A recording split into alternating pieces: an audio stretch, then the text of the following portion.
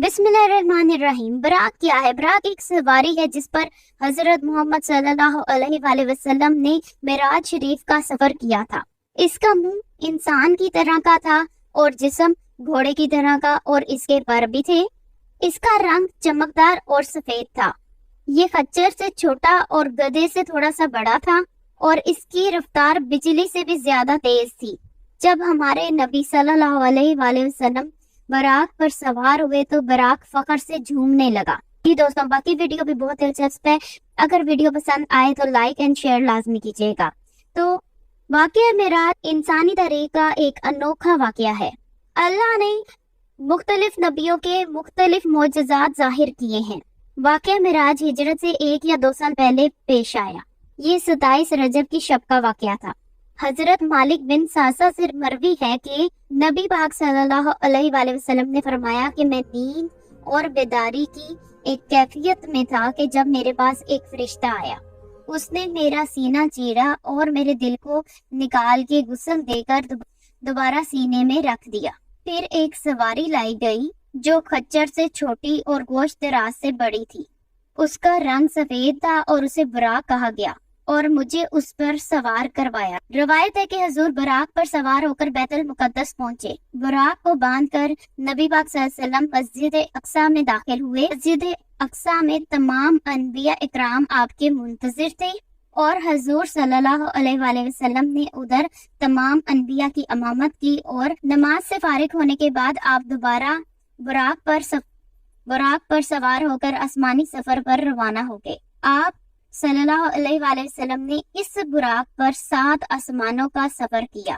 آپ صلی اللہ علیہ وسلم نے اسی براق پر جنت اور دوزخ کے مناظر بھی دیکھے، اور سدرۃ المنتہا کے مقام کو بھی دیکھا، اور اللہ سے ملاقات بھی ہوئی۔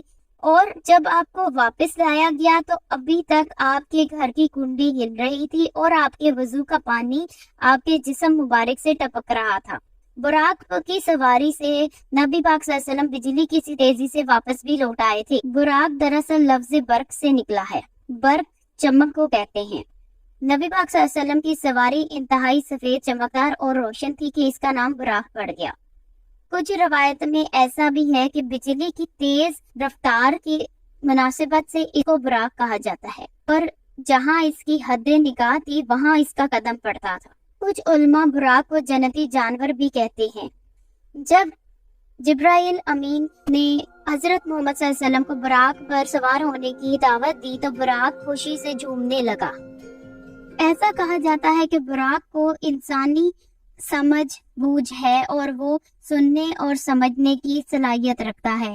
اسی لیے بنو امیہ اور بنو عباس کے دور کے مصوروں نے براق کا چہرہ ایک انسانی چہرے سے ملتا جلتا بنایا۔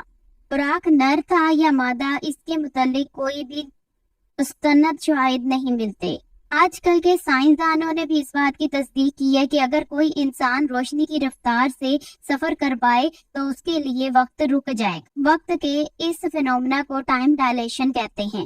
آپ صلی اللہ علیہ وسلم بھی جب معراج سے واپس آئے تو وقت بالکل بھی نہیں گزرا تھا۔